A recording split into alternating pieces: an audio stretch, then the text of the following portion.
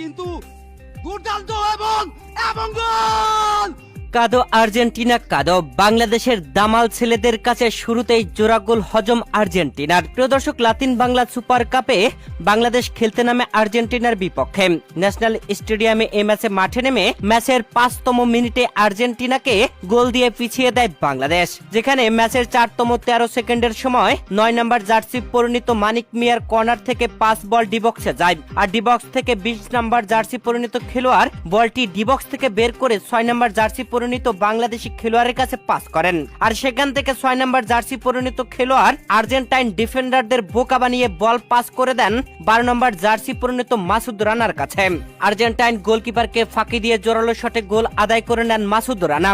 বাংলাদেশ দারুণভাবে 1 গোলে এগিয়ে গেল 5তম মিনিটেই। এরপরে বাংলাদেশের দামাল ছেলেদের উদযাপন। সাবাস বাংলাদেশ, সাবাস আর্জেন্টিনাকে শুরুতেই গোলে পিছিয়ে দিয়েছে। প্রিয় দর্শক, এরপরে টানটান উত্তেজনার হাড্ডাহাড্ডির রুদ্ধশ্বাস লড়াই। আর্জেন্টিনা গোল পরিশোধে মরিয়া হয়ে উঠল, তবে আর্জেন্টিনাকে আবারও গোল দিল বাংলাদেশ, যেখানে ম্যাচের 21তম মিনিটে মানিক মিয়া মাঝ মাঠ থেকে বল টেনে নিয়ে যান। আর্জেন্টাইন ডিফেন্ডার তাকে আটকানোর চেষ্টা করেও আটকাতে পারলেন না।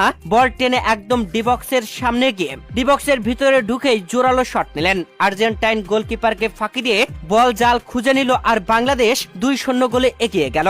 5তম মিনিটে মাসুদ রানার গোল আর 21তম মিনিটে মানিক মিয়ার গোলে বাংলাদেশ আর্জেন্টিনার সাথে 2-0 গোলে এগিয়ে গেল।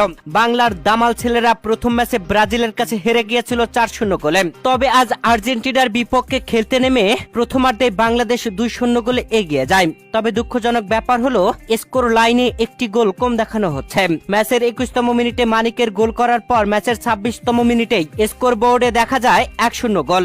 2-0 কেটে দিয়ে 1-0 করা হয়েছে। এটা কেন করা হয়েছে এখনো স্পষ্ট আসেনি। প্রথম গোলটি বাদ নাকি দ্বিতীয় গোলটি বাদ? প্রিয় দর্শক, আর্জেন্টিনার বিপক্ষে বাংলাদেশের এমন দুর্দান্ত খেলা আপনাদের কাছে কেমন লেগেছে জানাবেন কমেন্ট করে।